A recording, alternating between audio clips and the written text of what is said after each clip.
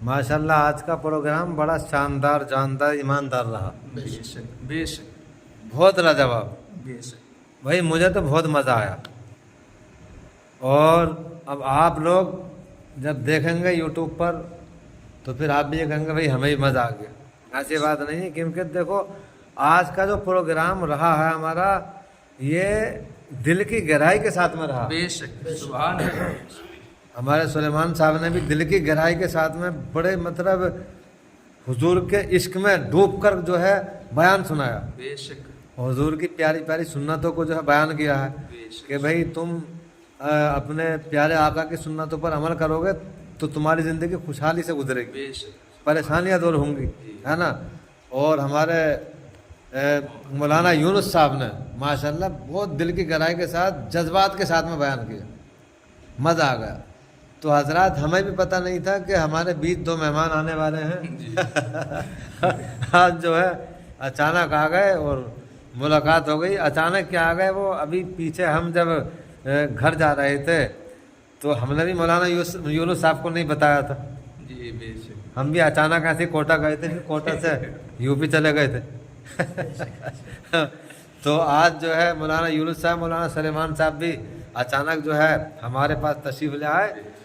तो ये अचानक की जो खुशी होती है ना, ये बहुत ज़्यादा होती है। बेशक। एक बताकर इंसान आता है जी जी। और एक अचानक आ जाए तो उसमें खुशी ज़्यादा डबल होती है। बिल्कुल।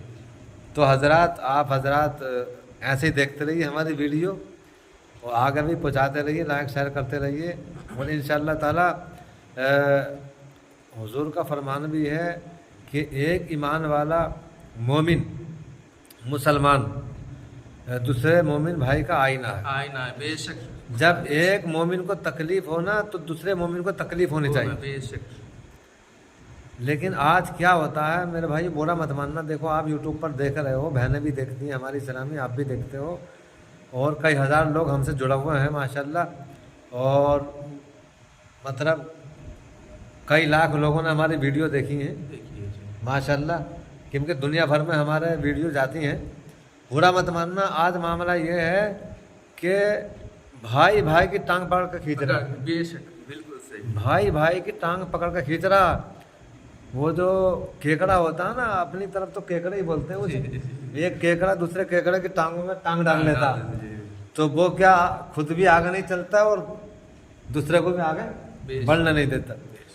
हालांकि अगर मान लो कोई मोमिन या पड़ोस में कोई पड़ोसी तरक्की कर रहा है, मान लो किसी का अच्छा मकान है, किसी का या अच्छा कारोबार है, तो अच्छी तिजारत कर रहा है, कोई भी कारोबार कर रहा है, तो हमें खुश होना चाहिए। बेशक। और हमें ये कीना कपट हसद जलन इससे दूर रहना चाहिए। दूर रहना चाहिए। और हुजूर ने फरमाया है कि भाई चुगलखोर जो होता है वो जन्नत में नहीं जाएगा। नहीं जाएगा। बेशक।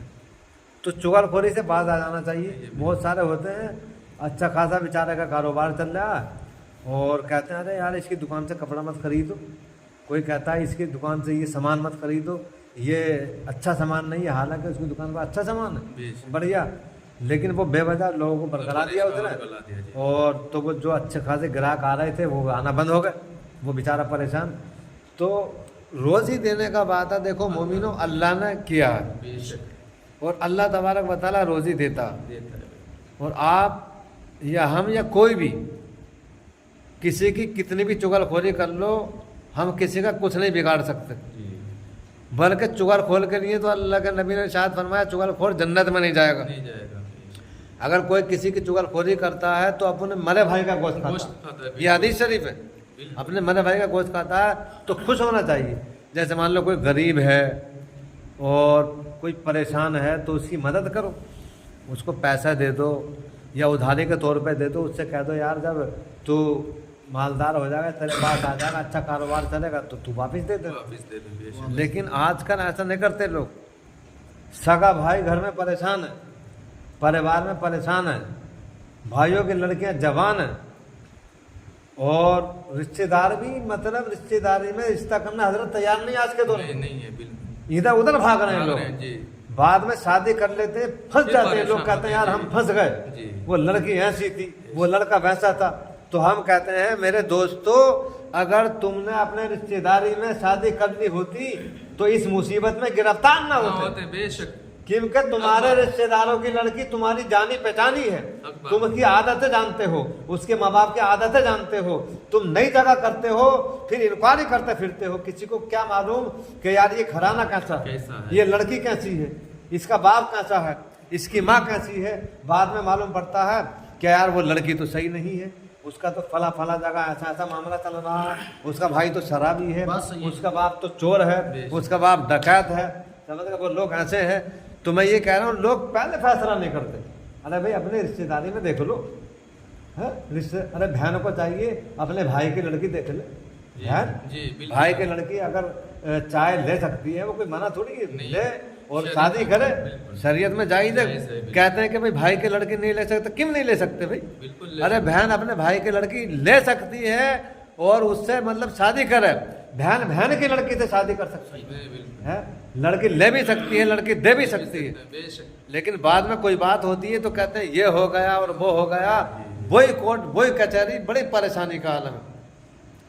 اب دیکھو اگر اچھی طرح سے ہمیں زندگی بسر کرنی ہے تو سب سے پہلے تو ہمیں یہ دیکھنا ہے کہ بھئی لڑکی کے اندر کتنی دینداری ہے۔ جس لڑکی کو ہم اپنے گھر میں لانا چاہتے ہیں، اپنے بیٹے کی بہو بنانا چاہتے ہیں، اپنے گھر کی زینت بنانا چاہتے ہیں، اپنے جو ہے اپنی بیٹی بنانا چاہتے ہیں، کیونکہ لڑکے کی بہو اپنی بیٹی ہوتی ہے، جی بالکل، تو وہ پرہیزگار ہے نہیں ہے، اس کے اندر دینی تعلیم کتنی ہے، کیونکہ آج کے دور میں حضرت ہمارے جو مسلمان بھائی ہیں کالجوں میں پڑھا رہے ہیں جوان لڑکیوں کو، تو میں یہ نہیں کہتا کالج مت پڑھاؤ، لیکن اس کو پردے کی حالت میں بھیجو، اور دنیاوی پڑھائی کے ساتھ میں دین کی تعلیم کم از کم اتنی تو دلاؤ کہ اس کو یہ معلوم ہو کہ میرے شوہر کا میرے اوپر کیا حق ہے، اور میرے دیوروں کے ساتھ میں کیسے رہنا چاہیے مجھے،